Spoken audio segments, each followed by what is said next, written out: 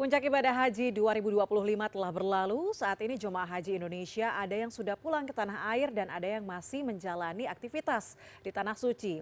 Dan untuk mengetahui kondisi terkini, kami sudah terhubung dengan produser senior CNN Indonesia, ada Ari Fauzi yang saat ini berada di Mekah, Arab Saudi. Saya sapa langsung. Ari, assalamualaikum, selamat malam dari Jakarta. Bagaimana kondisi saat ini di sana? Sepertinya cuaca terlihat lebih cerah daripada sebelum-sebelumnya panas. Mungkin bisa digambarkan kepada kami seperti apa situasi di sana dan juga apa kegiatan para jemaah haji hari ini?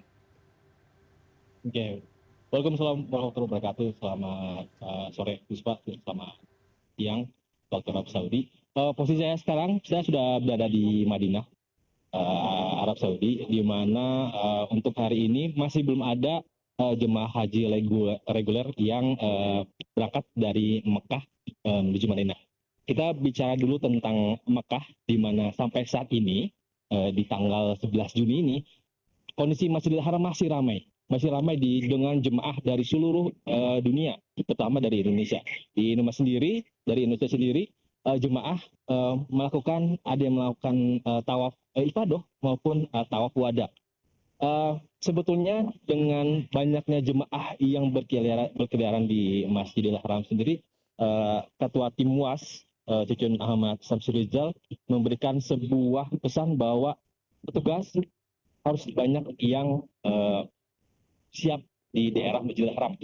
Kemarin waktu kami rombongan tim WAS sedang berada di Masjidil Haram, ada seorang kakek-kakek yang terduduk letih, yang ternyata terlepas dari kloter atau dari rombongannya.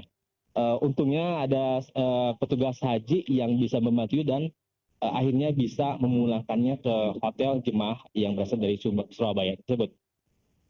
Peristiwa tadi jadi memberikan sebuah evaluasi di mana nantinya pemantauan terhadap lansia dan penanganan lansia setelah Armusna itu harus lebih diperketat. Setelah itu berbicara tentang kepulangan pada hari ini, ada 7 kloter yang akan kembali ke Indonesia, di mana 4 kloter itu akan diterbangkan dari Amir Muhammad bin Abdul Aziz yang ada di Madinah. Itu ada 4 kloter, di mana dan 3 kloter sendiri ada di King Abdul Aziz yang berada di Jeddah. Total ada 2.700 jemaah yang akan pulang ke Indonesia, mulai dari pagi sampai ke malam hari. Dari Kemenak sendiri memberikan suatu masukan kepada jemaah untuk tetap tertib administrasi, yaitu paspor. Jangan sampai ketika nanti pemeriksaan paspor tidak ada. Paspor akan diberikan kepada jemaah itu setelah jemaah turun dari bis dan menuju ke pavilion. Lalu Kemendak sendiri memberikan bahwa untuk kepulangan tidak ada program fast track. Fast track sendiri itu hanya berlaku ketika keberangkatan, di mana itu adalah program kerjasama antara Arab Saudi dengan pemerintah Indonesia. Lalu kita berbicara tentang keseluruhan ibadah haji tahun ini, di mana tahun ini memang ada beberapa yang menjadi kelebihan atau yang menjadi perbedaan dibanding tahun-tahun sebelumnya. Yang pertama adalah biaya tahun sekarang itu berkurang hampir 4 juta. Kedepannya kita sendiri bersama DPR akan mengurangi lagi biaya haji, di mana nantinya bisa lebih terjangkau oleh masyarakat Indonesia. Yang kedua, tidak ada monopoli, di mana sebelumnya ada dipegang oleh satu masyarakat, di mana sekarang ada 8 masyarakat, walaupun seperti dalam aplikasinya banyak kelemahan, banyak kendala, tapi hal-hal tersebut akan menjadi evaluasi untuk kedepannya akan lebih baik. Lalu ada pembayaran tamatu yang biasanya tahun lalu diberikan diberikan kepada tempat penyembelihan hewan. Pada tahun sekarang ada 2. Pemerintah Arab Saudi sendiri akan mengalokasikan dam tamatu itu kepada sebuah organisasi bernama adahi.org. Itu adalah sebuah lembaga yang memang fokus untuk menangani dam, fidyah, dan lain-lain. Di mana jumlahnya untuk di Adahi sendiri sebesar 720 rial.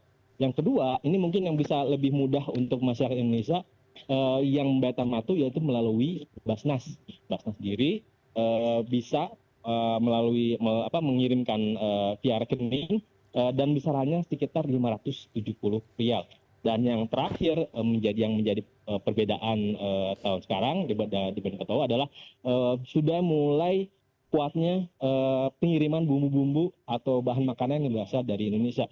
Bumbu dan bahan sendiri itu dikirimkan oleh sebuah perusahaan yang disebut dengan PPK Limited, di mana tahun 2023 dimulai. Jadi ini tahun 3 tahun berturut-turut. Dari tahun 2003 mereka mengirimkan 16 ton, dan tahun 2004 dia mengirimkan 70 ton. Jadi cukup signifikan pengiriman bumbu-bumbu. Mengapa bumbu-bumbu? Karena masyarakat Indonesia orang yang selalu kuat dengan rasa dan tidak mau kehilangan masyarakat ketika misalnya jauh dari tanah lahir, tanah kelahirannya, masyarakat tetap bisa merasakan kekhasan dari masyarakat Indonesia. Terus Pak. Oke, baik. Semoga nantinya ada evaluasi yang membuat jemaah haji di tahun-tahun berikutnya lebih memudahkan begitu ya. Tadi termasuk dengan akomodasinya dan juga makanannya yang disebutkan oleh Ari. Ari, terima kasih banyak atas laporannya dari Madinah, Arab Saudi.